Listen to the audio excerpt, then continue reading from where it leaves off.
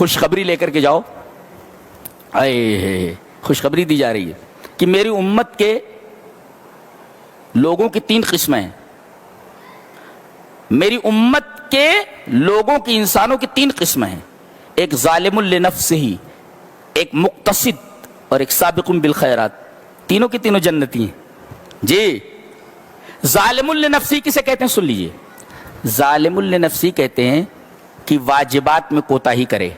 جیسے نماز کبھی پڑھ لیا، کبھی نہیں پڑھا، چھوڑ دیتا ہے. روزہ کبھی رکھا نہیں رکھا، زکوٰۃ دیا نہیں دیا.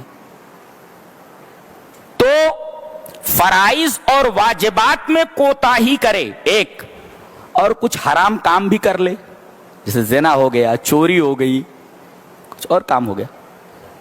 تو واجبات اور فرائض میں کوتاہی کرے اور کچھ محرمات کا بھی ارتکاب کر لے، کچھ حرام چیزیں بھی اس سے صادر ہو جائیں، تو یہ ہے ظالم لنفسہ، اپنے نفس پر ظلم کرنے والا.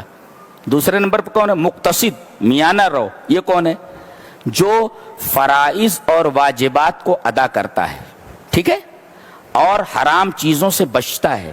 لیکن کبھی کبھی ایسا ہوتا ہے کہ واجبات کی ادائیگی کے ساتھ نوافل نہیں ادا کرتا. مثلا روزے تو رکھتا ہے مگر 11 مہینے کسی دن روزہ نہیں رکھتا، یعنی نفلی روزے نہیں رکھتے. زکوٰۃ دیتا ہے مگر صدقات نہیں کرتا. نماز پڑھتا ہے مگر کبھی کبھی علی وجہ الاکمل اس کو نہیں پڑھتا. علی وجہ الاکمل کا مطلب کیا ہوا سمجھے؟ حضرت حذیفہ نے دیکھا کہ ایک آدمی نماز پڑھ رہا ہے اور لا یتم رکوع ولا سجود، رکوع اور سجدے برابر نہیں کر رہا ہے. جب وہ نماز پڑھ چکا تو بلایا، فلما قضى صلاته، جب اس نے اپنی نماز پوری کر لی تو بلایا. تو حضرت حذیفہ نے کہا کیا کر رہے تھے؟ بولے نماز پڑھ رہا تھا. بولے ما صلیت، تو نے نماز نہیں پڑھی. تو نے دیکھو نماز پڑھ رہا ہے وہ، مگر حضرت حذیفہ کرے تو نے نماز نہیں پڑھی. اس کا مطلب ہے کہ نماز تو پڑھ رہا ہے مگر علی الوجہ الاکمل نہیں پڑھ رہا ہے. تو ظالم لنفسی کا مطلب کیا ہوا؟ ظالم نفسی کا مطلب ہوا کہ فرائض اور واجبات میں کوتاہی کرے. کبھی نماز چھوڑ دے، کبھی روزہ چھوڑ دے، کبھی کچھ، کبھی کبھی حرام چیزوں کا ارتکاب کر لے. یہ ظالم لنفسی.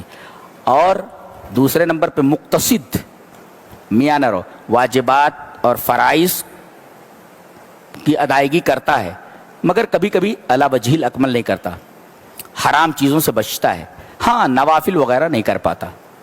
یہ مقتصد ہے. اور تیسرے نمبر پہ سابق بالخیرات، بھلائیوں میں سبقت کرنے والا. فرائض اور واجبات کو علی وجہ الاکمل کرتا ہے، نماز بھی اچھی طریقے سے ادا کرتا ہے اور نفلی نمازیں بھی پڑھتا ہے، نوافل بھی پڑھتا ہے. روزے رکھتا ہے، نفلی روزے بھی رکھتا ہے، زکوٰۃ دیتا ہے، نفلی صدقات بھی کرتا ہے. تو یہ سابق بالخیرات.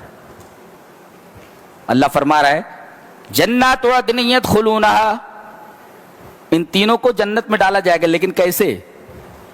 ظالم لنفسہ یغفر لہ، اسے معاف کر دیا جائے گا، یا سزا دے کر اسے جنت میں ڈالا جائے گا. یہ معاف کر دیا جائے گا، یا تو سزا دے دی جائے گی، یا اللہ اپنی رحمت سے معاف کر دے گا، یا نبی کے سفارش کے دائرے میں آ جائے گا، معاف کر دیا جائے گا. یہ ظالم لنفسہ ہی. اور دوسرے نمبر پہ مقتصد ہے، اس سے آسان حساب لے کر چھوڑ دیا جائے گا. خلل سے ٹھیک ہے، نکل لے، نکل جنت میں چلا جا. فرائض کی ادائیگی کر لی ہے نا، ٹھیک ہے، کمیاں تھیں، آسان حساب ہے، یحاسب حسابا یسیرا. یہ دوسرا جو ہے مقتصد. اور تیسرے سے کہا جائے گا کون؟ سابق بالخیرات، یدخلون بغیر حساب، جنت میں بلا حساب داخلہ. یہ 3 قسمیں ہیں، تینوں جنت میں جانے والے ہیں. لہذا یہ آخری قسم اگر نہ بن سکے تو کم سے کم بیچ والے تو بنے، مقتصد، کہ ہلکا سا سوال کیا جائے، حساب لیا جائے اور آپ کو چھوڑ دیا جائے. وہ پہلے والے ذرا خطرے میں ہیں، کبھی کٹائی ہونے کے بعد اندر جاؤ، کوٹے کتنے جائیں گے یہ پتہ نہیں نا. یہ تو مسئلہ ہے، جنت میں جانا مگر کٹائی کے بعد جانا.